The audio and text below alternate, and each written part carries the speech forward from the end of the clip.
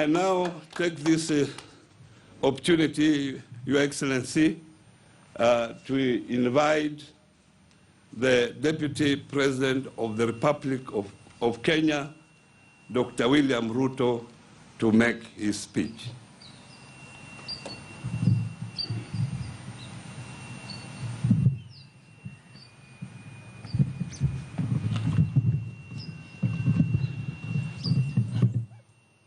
Your Excellency, the President of the Republic of Kenya, the Honorable Uhuru Muigai Kenyatta,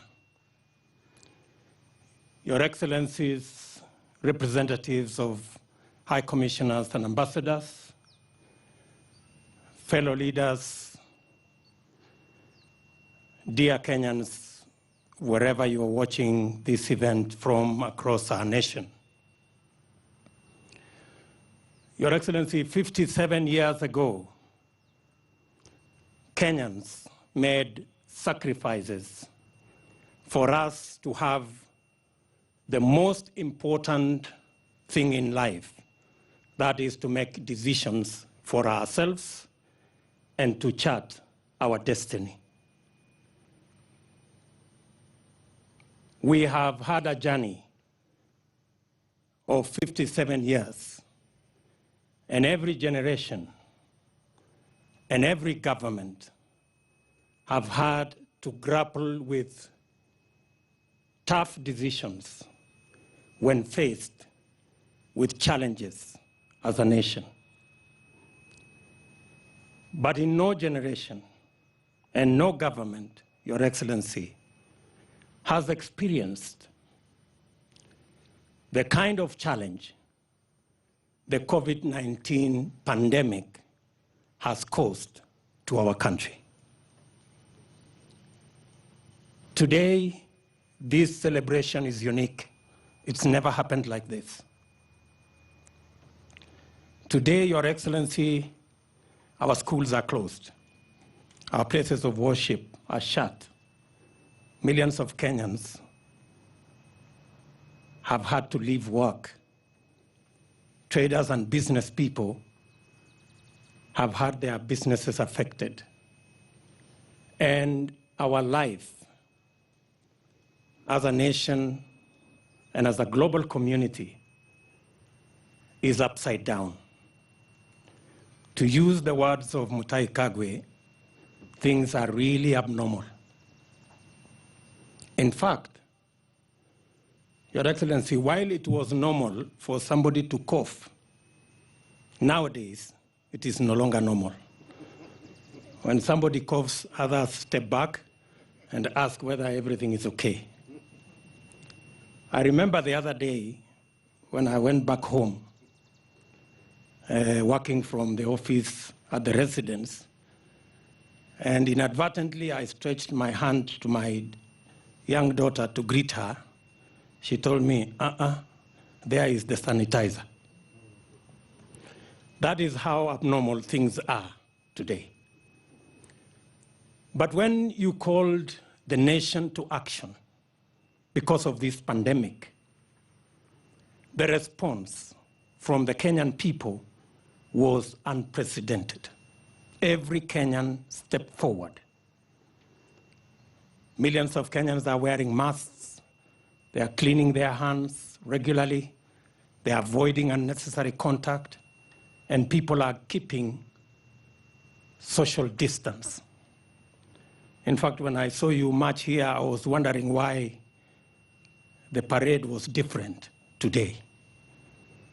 Only that I realized later that there was social distance. So we've really changed. But Your Excellency, your intervention, as you mobilized government to provide guidelines, every Kenyan across this nation is now part of the big army to try and deal with the COVID-19 pandemic. Your Excellency, as a people, we are confident that under your leadership, the Kenya government will take the necessary decisions.